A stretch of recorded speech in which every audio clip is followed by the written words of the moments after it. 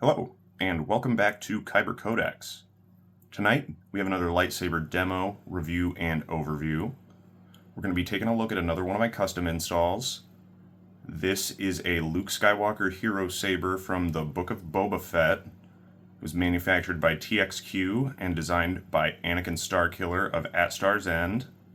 It's installed with a Proffieboard v3.9 in a removable chassis that was designed by SG Saber Design. So let's take a look at the hilt first. Right now it's got the static display pommel and static display cap, so you don't need a blade plug for this one. There is shine through on here if you do want to put the chassis in and turn it on. There's a lit pixel connector in here. We'll take the cap off and I'll show you that real quick. It's a stock Custom Works Eco NPXL V4.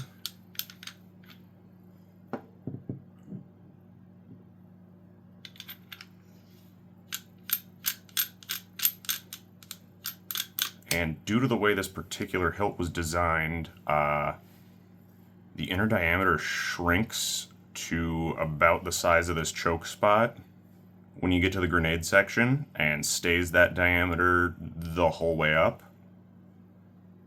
So there's wires running all the way from the control box to the emitter. There's some pins in here. You'll see the other sides of the pin connectors on the chassis when I grab that in a minute. But otherwise there's wires running all the way from the control box to the emitter. So I thread locked the grenade section, the neck, and the bottom of the emitter. So the only things that unthread are the pommel cap, the pommel, and the emitter cap. Everything else is locked down with blue Loctite, so it's not permanent. You can undo it if you needed to, but it won't accidentally get undone in your hand while you're spinning it and ruin the wires, which is nice. And when I took this cap off, you probably thought there's not a lot of blade depth, but it does have an FX emitter with a nice little ring over the top for some extra blade depth. It holds the blade pretty well. Before we get into the chassis and the FX emitter and the vented pommel and all that. Alright, so before we get into the actual install and chassis and all that, we're just going to grab a Return of the Jedi Hero and take a real quick look and compare the differences here. The tri-rings are clocked differently. The Book of Boba Fett Hero's control box is wider. They're about the same height. The arrows are sized and placed differently, and the arrow plate is not present on the Book of Boba Fett one. The switches are smaller. The Book of Boba Fett one has even idealized rings, which I believe is accurate to the Book of Boba Fett prop. I don't think Anakin Starkiller would design a hilt otherwise. But, you know, the Return of the Jedi hilt does have the uneven rings. And then you've got nice matte black on the Book of Boba Fett, where you've got glossy black on the cave scene hero. Thickness, they're about the same. I don't think that the Luke Hero Saber really slims down until you get to The Last Jedi. And then I guess the most obvious difference otherwise, besides this one being weathered and this one being clean, is going to be the black versus blue for the clamp cards. Otherwise, though, I mean, they're basically the same. I don't mean these two models in particular, but, you know, if you're looking for a Luke Hero Saber and you're not looking for a very specific version, the Return of the Jedi Hero, the Book of Boba Fett Hero, they're both pretty similar. It doesn't really get all that different until you get to The Last Jedi, where the hilt is much slimmer and the emitter is different on top.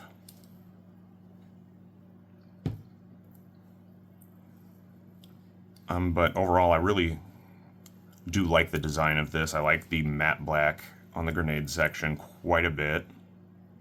The weathering that came with it from TXQ is quite nice. And then obviously, who doesn't love having a display cap? Not needing a blade plug is always great. No visible retention screw when you've got this hanging on your belt, also nice. So let's put that vented pommel cap on.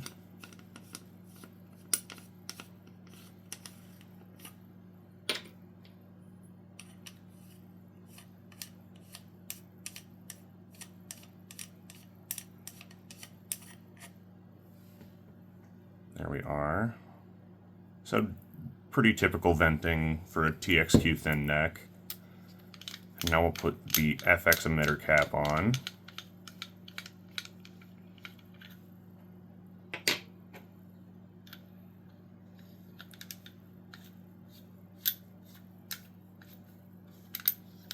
So this takes a 1-inch blade.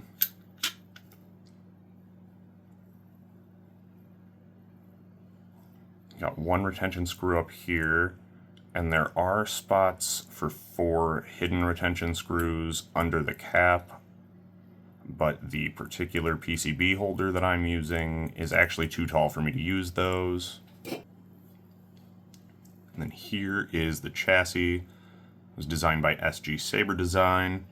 I purchased the files from his Etsy store. I printed them in PLA at a 0.08 millimeter layer height on my Bamboo Lab P1S combo. It's got a 24 millimeter Smuggler's Outpost Elite speaker, a flat top Keep Power 18350 battery, spring side negative towards the speaker, a Proffieboard V3.9, and a kill switch. And then, as I said, there's 2 buttons in the control box, and then micro LEDs wired up behind the arrows there.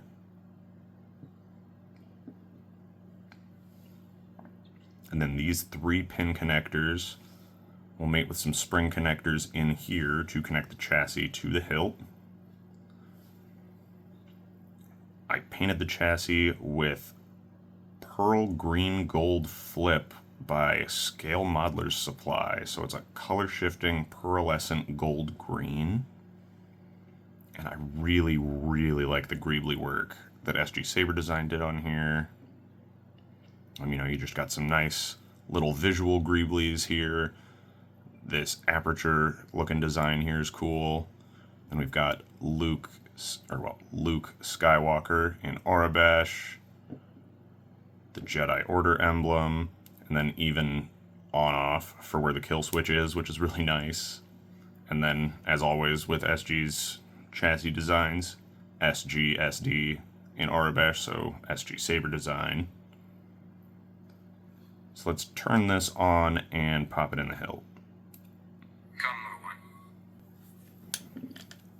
So here I'll take the whole pommel off, and hopefully you can see the pin connectors in there. That section of the chassis is held in with a set screw under the control box right here, and then shrinks down and mates with the shrink in inner diameter in the grenade section, and extends up to about the 2nd or 3rd ring in the grenade section, I'd say. And then it's just wires all the way to the emitter.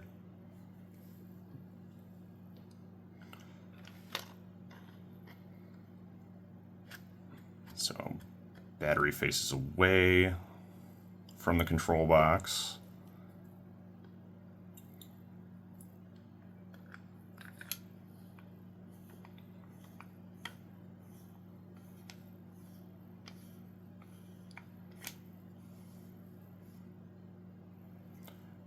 Now these are not neopixels, they're just a red and green SMD LED each. And then their common positive meets a resistor in the control box, just to, you know, help extend their longevity, not burn them out. Alright, so here we go. We've got a nice little arrow blinky sequence for off behavior on the control box. These are just 2 SMD LEDs, not neopixels, so we have a green one and a red one. They can be programmed to, you know, blink and stuff, but they're not neopixels. You can't change the color or do anything more fancy with that. So we've got them blinking when they're off, and then when they're on, you just have the red one. Bottom button is your power, top button's your aux.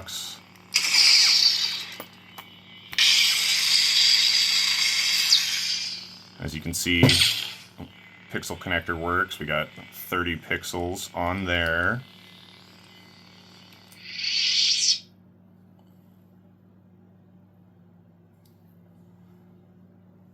So let's pop a blade in here, take a look at some sound fonts and some blade styles, and then we'll come back and get my final thoughts on it. Are you a Jedi? I am.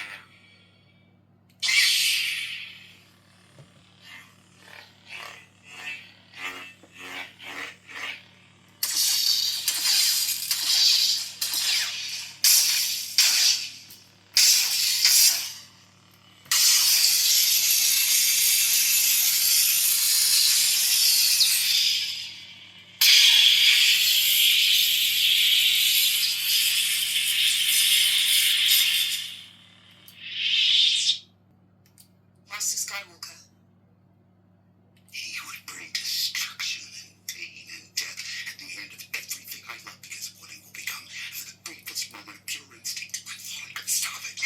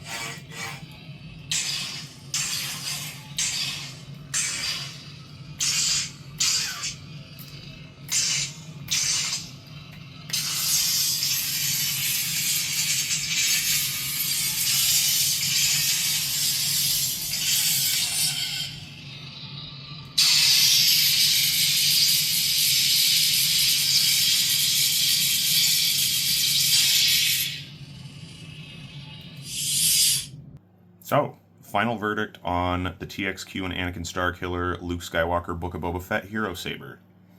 I like it quite a bit. It's, one of my favorite hilt designs overall, Luke's thin neck Hero Saber. I actually do like the idealized rings on this one. The Book of Boba Fett Saber really kind of feels like an in-between of the cave scene hero and the I see you have constructed a new lightsaber hero. And then just slightly idealized here and here. So I do like that quite a bit. I've wanted a hilt by Anakin Starkiller for some time, so it was fun to get to work on this. It was cool to see the interesting design. This is the only thin neck I've ever built that had such a massive shrink in inner diameter in the grenade section, which was interesting to say the least, but it made for a really cool chassis solution on SG Saber Design's part. And I really love the chassis design here. The greebly work on it is absolutely gorgeous. It's great to look at. It's one of my favorite chassis to look at, especially out of ones that don't have a crystal chamber. This one's probably the absolute best one I've seen. The trade-off of going to the 18350 battery so that you can have the programmable LEDs up here in the control box and still keep the chassis removable, I think is a fair trade-off. I haven't noticed the battery life on this being exceptionally bad or anything. I still get about an hour out of it, I'd say. It holds a blade pretty well for being a thin neck, since it's got the FX emitter with the tall collar here. The weathering job, like I've said, is really good. TXQ always has pretty good in-house weathering, I would say.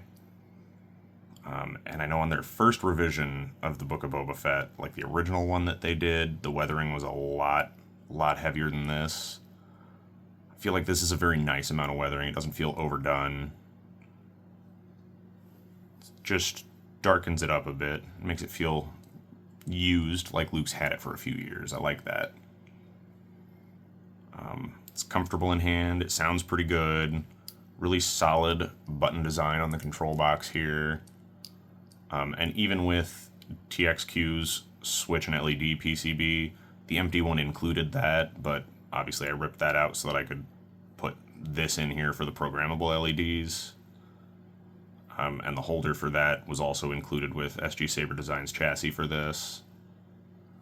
But even that was pretty solid. The way that they designed this rocker switch is really good. It's wider on the bottom, and you put it in from the inside, and then it's held there by the board and the switches, or in this case, the 3D printed switch holder and LED holder. So it's very solid. It doesn't rock up and down and rattle like crazy. The D-ring's pretty solid. It's not flopping around, but it's not hard to turn. I would say really the only major downside of this hilt is, at least if you're custom installing one, what I feel the need to have to thread lock the top half of the hilt minus the emitter cap. But that's just to, save yourself from having to redo some work. Stuffing the wires into the control box to get the LEDs going was a little bit difficult, and actually mounting the little mini chassis in here that mates the control box to the grenade section was a little tough, finding the exact right spot to fit it, where the set screw would thread into the hole on the chassis and not actually push the chassis out of place. But once I got it there, the rest of getting this put together and finished up was a breeze. And I actually have had most of the install finished for a couple weeks now. I just didn't have wire snippers small enough that I could find. I thought I had a pair of micro wire snippers, but maybe I lost them when I moved a couple years ago. I looked and looked and could not find them, so I had to order a new pair, because these have 34 gauge wire on them, the SMD LEDs in the control box. So once my new wire strippers got here, I was finally able to strip the wires on those and solder them to the positive common wire and resistor in there, and to the negative wires that went to the board, and now it's actually done. So yeah, a lot of fun working on this. Love the chassis design. Always love Luke's thin neck hilts. This one's good for swinging around, good for dueling, good for carrying on your belt. Really fun to build, especially if you're using SG Saber Design's chassis. So would hugely recommend it. Really enjoyed it. So once again, this has been Kyber Codex. Thank you all so much for coming out and watching this video. Have a wonderful rest of your day, and may the Force be with you. I will give my life to protect the child, but it will not be safe until he masters his ability.